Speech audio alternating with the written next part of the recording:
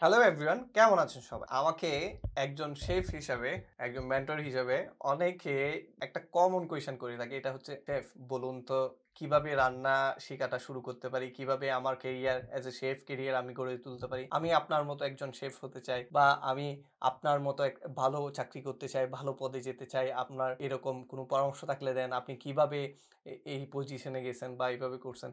উফ! অনেকগুলা কোয়েশ্চেন। এটার জন্য আমি একটা মূল মন্ত্র দিব। একটা ফার্স্ট থিং দিব।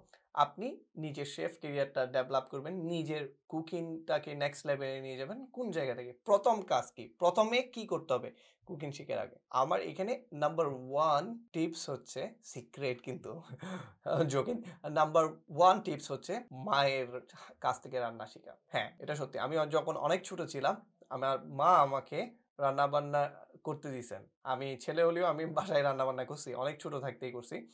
যখন আমি প্রাইমারি স্কুলে পড়তাম তখন থেকেই করছি আমি। তো মা যে ট্রেনিংটা দিছে, ওই ট্রেনিংটা বেস হয়ে গেছে আমার পিলারের মতো। ওই যে মসলা কষানো, একটু সতে করা, পেঁয়াজটা একটু কাটা। এভাবে যে আমার হাতটা যে চালু করছে, আমি লাইফটা ক্যারিয়ারটা যখন স্টার্ট করছি পরবর্তীতে, আমার ওই জিনিসগুলো আর শিখা লাগে নাই। রিজন হচ্ছে আমার অলরেডি প্র্যাকটিসটা আছে।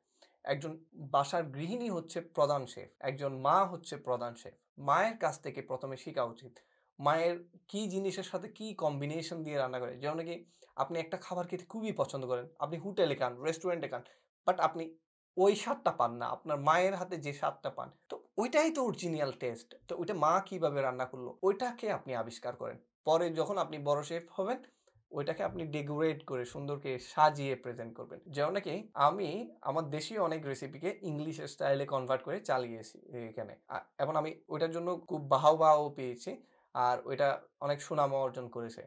সো মায়ের টেকনিক গুলা জানা উচিত। আমি তো এবার দেশে গেলে প্ল্যান করলাম যে মাদের থেকে আমার মা, আমার ওয়াইফের আম্মা, তারপর আমার ভাবিরা যারা আছে, খালামণিরা যারা আছে সবার থেকে রান্না বিভিন্ন ধরনের রান্না টেস্ট করব সবার। আর সবার থেকে জানবো কিভাবে কি ইনগ্রিডিয়েন্ট ইউস করছে। আমি খুব কিউরিয়াস এবার। ওই জিনিসটা আমার মাথায় ঘুরতেছে। আবার নতুন বইয়ে যদি কোনো দারুণ কম্বিনেশন পেয়ে যাই, একটা যদি লাইন পাই লাইফ লেসন এটা।